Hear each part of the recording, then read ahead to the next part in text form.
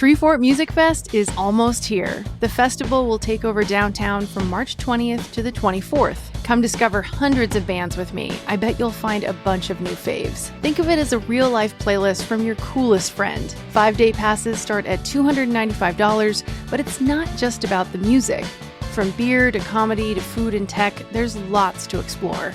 Check out the lineup and snag your ticket today at treefortmusicfest.com. Today on CityCast Boise, the city's rapid growth and increasingly drier years has us wondering, could recycled water be in Boise's future? I'm finding out with Haley Falconer and Royce Davis, two of the people working on the city's new recycled water program.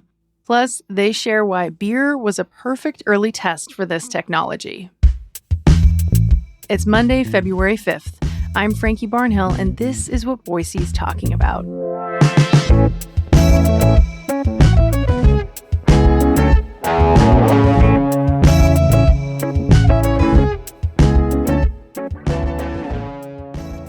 Royce, Haley, thank you so much for being on CityCast Boise today. Yeah, thank you for having us, Frankie. Excited to be here. Thank you, Frankie. Excited to be here as well. Okay, so before we dive into the future of water, because it's really exciting and really interesting, can you tell us what happens to most of the water right now that's used in Boise after it comes out of the faucet and down the drain? Like if somebody's turning on their tap and then it's running through and they're using it for use at home, what happens to it next? Yeah, we love answering this question because it's often a flush and forget mentality, and we'd really like to change that. We currently operate 2 facilities that collect all of that used water. So from taps and washing machines, dishwashers, from businesses and restaurants. And we have 2 facilities that treat that water to a high level and discharge it into the Boise River, meeting a variety of water quality criteria, but really a high quality water. We call that water renewal, so that we're taking that water, we're renewing it and putting it back into the environment. And renewal is different than recycling, though. So we are talking about 2 different things in the future, possibly. But I understand that climate change is really one of the driving factors for Boise looking into this recycled water question. Can you describe kind of the big picture problem that Boise is trying to solve with this? Yeah, over the last, maybe starting 8 years ago, we embarked on a planning process for water renewal to answer or ask the question of the community, what is it that you'd like us to do with this water?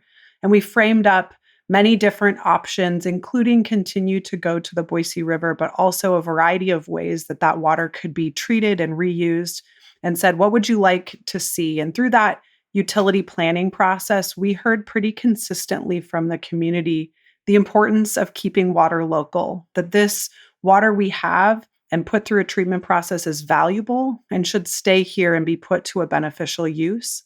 And so coming out of that utility planning process, the direction that was set and then confirmed by City Council in 2020 is that all new capacity that the city builds for our community will be dedicated to recycled water. And like you mentioned, the drivers there, a real benefit in climate resiliency. We produce a drought-proof water supply that stays here locally that we can use in that resiliency for the community, and also adding capacity and treatment into our system. Can I ask if we weren't embarking on this, what would be the possible future for water? I mean, could Boise potentially run out or really struggle with it without something like a water recycling program? Yeah, we see this really as a part, kind of one of the solutions in a suite of possibility, that there's lots of different ways to manage water, and that where we have the ability to keep water here, we're in a drought-prone state, we're in a very arid region, and tracking what's happening in other Western areas, we want to be proactive in how we plan for that water. We're really excited about the ability for the recycled water program to do just that. Yeah, I think about other Western cities, like Las Vegas has kind of gotten into this and ahead of it a little bit. And obviously they're even more of a desert community than we are. And then other communities like in Colorado that are really struggling with it or thinking about it. So how do you define what is recycled water? What is it really?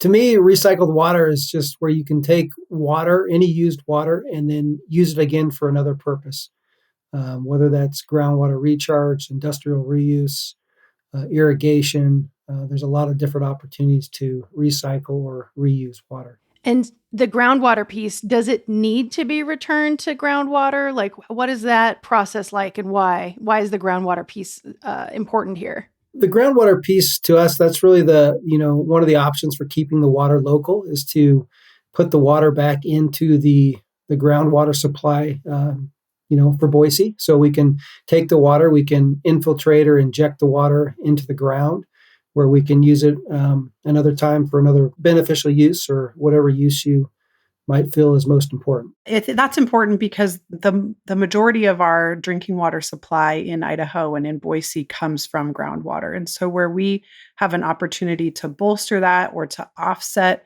other uses to preserve drinking water, that's really the priority here for us in that specific instance. We'll get into the details. The science is coming. And remember, I was an English major. I like to say this all the time. So it's maybe like a fifth grade science view for me to understand this and for listeners. But I'm curious, stepping back, for the public's reaction so far to this idea and kind of how you guys think about this at the city and when you're embarking on this science. It seems like, for lack of a better term, maybe it's kind of, there's this inherent like ick factor, like that you might have to combat a little bit, this idea of water being recycled and reused in another way. How big of a problem is that? Or, do you feel like there's a solution on the horizon for combating that? I think that has been the history of recycled water in a lot of places. What we're hearing from the community now continues to be what we heard through that planning process, which is this water can and should be used again. It seems like we've got a community that understands there is only one water, and we joke sometimes this is the same water the dinosaurs drank, and so we've got one set of water for us to use and reuse. That doesn't mean that it's not without questions on how and what's the water quality, and that certainly as we get transition into the conversation into some of the science, that's really important. Maybe a last thought there, we've really enjoyed the conversations with the community at our advanced water treatment pilot, where folks get a chance to see the technology in action because it really is different from what we have today at our other facilities. Yeah, that's interesting. It sounds like Boise's being real about this, or at least the Boise that you've heard from around this topic, and is just recognizing like, hey, this climate resiliency thing, we got to get serious about it. Well, let's dive in. So in 2018, my understanding is that the Pure Water Brew program was launched in Boise, and this is kind of a pre this whole pilot program we're going to get into even more. And the city, you guys partnered with some local breweries who used recycled water to actually brew beer.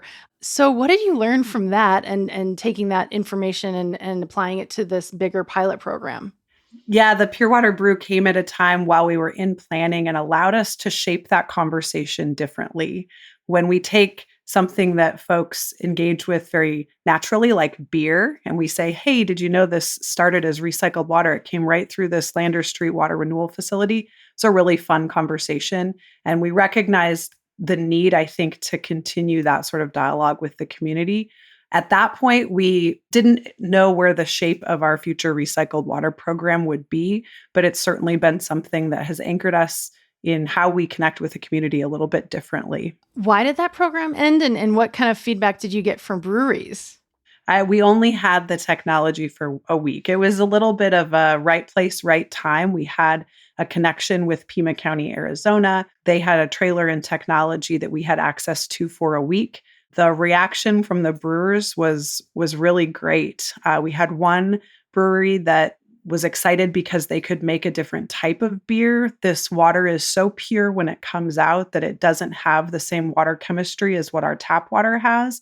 And that allowed the brewers to add in whatever they wanted and brew something that was different than what they could do with our tap water here. And then the other comment that we had, one of the brewers sat on an advisory group and has asked us repeatedly when we'll be doing this again, because there was enthusiasm there. Wait, so the recycled water was even purer than what they were getting from their tap at the brewery? Yes. Wow. There's a big difference between talking and reporting, especially right now with a fire hose worth of news coming your way. You know what helps? Having reporters in the field. I'm Brad Milkey from ABC News, and that's what we've got on ABC's daily podcast, Start Here. Every morning, Start Here takes you across the country and around the world for a quick, smart look at the stories that matter. It's fast, it's straightforward, and sometimes, gasp, news can even be fun. So let's meet up tomorrow morning. Listen to Start Here wherever you get your podcasts. This episode is brought to you by JLL. Get an insider view into the world of commercial real estate with JLL's podcast, Trends and Insights, the Future of Commercial Real Estate. Whether you're curious about making cities more sustainable, the evolution of office space, or AI opportunities, this podcast will help keep you a step ahead. Tune in for candid conversations with business leaders about the biggest trends impacting how we live, work, and play. Subscribe to Trends and Insights now at jll.com/podcast. Let's talk about the advanced water treatment pilot, this thing that, yes, you guys have been working on really hard for the last few years. So tell us, how has that worked? The phase one of the pilot ended in October, I understand. Yep, and we're starting phase two now. So really, phase one, we had the opportunity to test and operate different technologies. A few of them are ultrafiltration, reverse osmosis, granular media or granular activated carbon, and ultraviolet advanced oxidation process, and also an air stripper is the other one. So five main technologies that we were able to purchase and bring into Boise and allow our operators and city public works employees to operate and learn from the technology. So 5 phases to take the water from how it arrives to the recycled water product that comes out.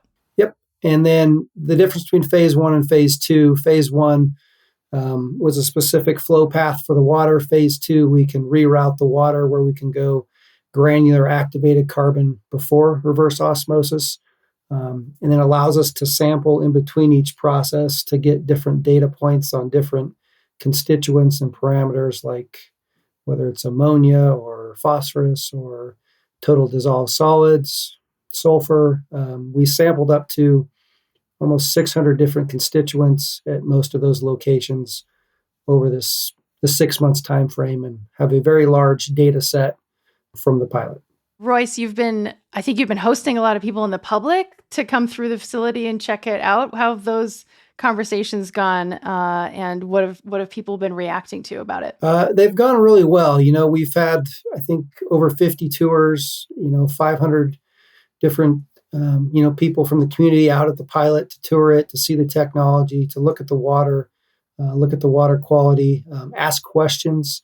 I think the funnest part is just honestly just talking water with Boise. So what types of questions do they have? Where the water comes from? Where does it go?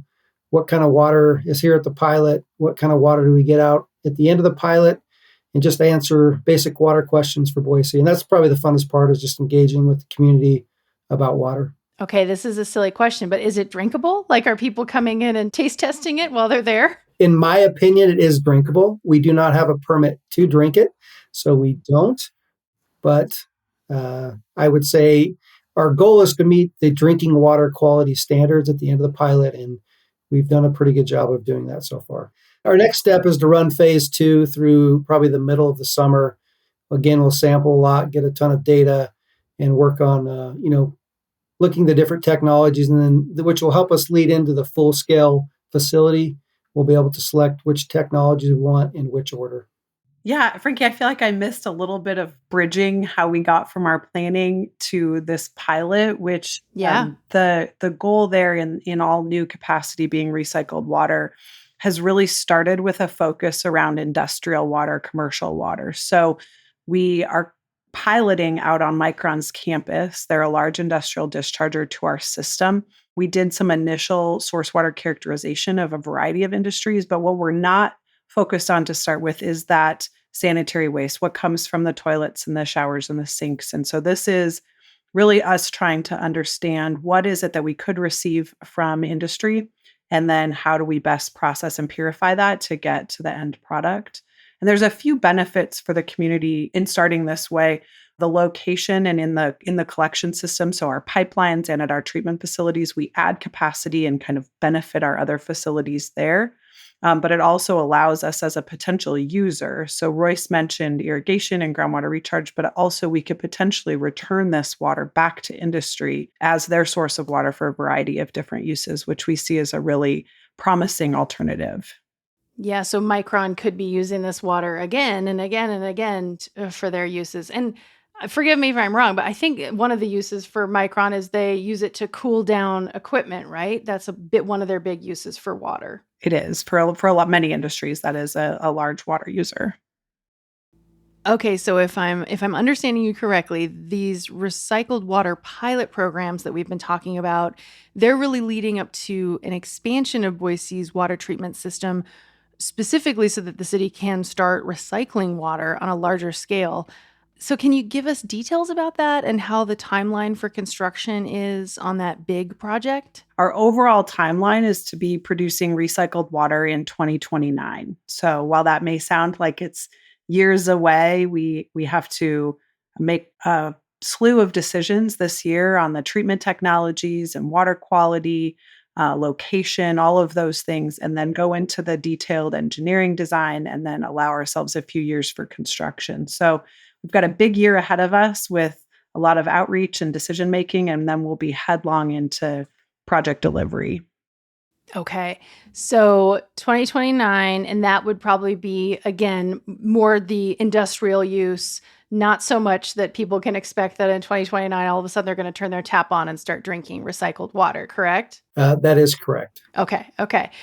When might that future exist? I don't know. Maybe this is too hard of a question because there's so many variables between now and then, but is that a thing that, ostensibly you hope to see, you could potentially imagine, depending on how things go? I know there's so many steps and different verification that needs to happen and all of that before that would be the case. But I mean, let's get real. Isn't that municipal use is a big use of water in the Treasure Valley? And especially if Boiseans are saying, hey, we want to do this, or we're interested in learning more. Could this someday be the real future? I think it's reasonable to anticipate that could happen. What I like about our program is I can't give you an answer of it's going to be at this time, but everything that we're doing now, from the pilot testing and the verification and the samples and the different technologies, would set us up for a potential future that would allow for that. So that option is not in our current plan, but it's also not off the table. We're not making any decisions or investments now that would preclude us from doing that later. What's the most surprising thing that you've learned through this process as scientists, as people who work for the city? What has stood out to you? I think what has stood out to me the most is just, I think the pilot operation and the treatment technologies, they do a really good job at what they're designed to do, and just being able to operate those and show those to people. And I think they've actually performed better than I actually thought they would. They've been very, very consistent, and the technologies are really cool. And maybe it's not surprise, but it's maybe really validating our staff excitement and enthusiasm for this. Royce described those technologies, and those are all advanced treatment. If we were adding that to an existing facility, they would all come at the end of what we already have. And so they're not technologies that we currently have or have experience operating. And it's a big deal too. They're technically challenging.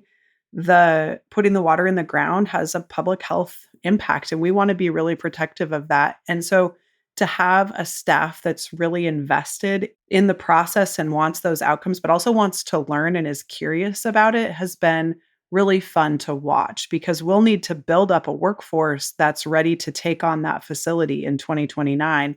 And that has probably been the most exciting thing from a kind of internal looking standpoint.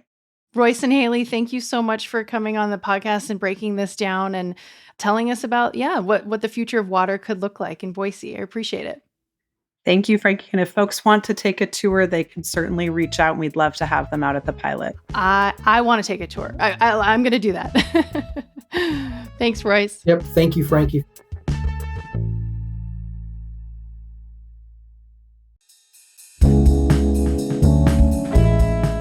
All right, that's all for today here on CityCast Boise.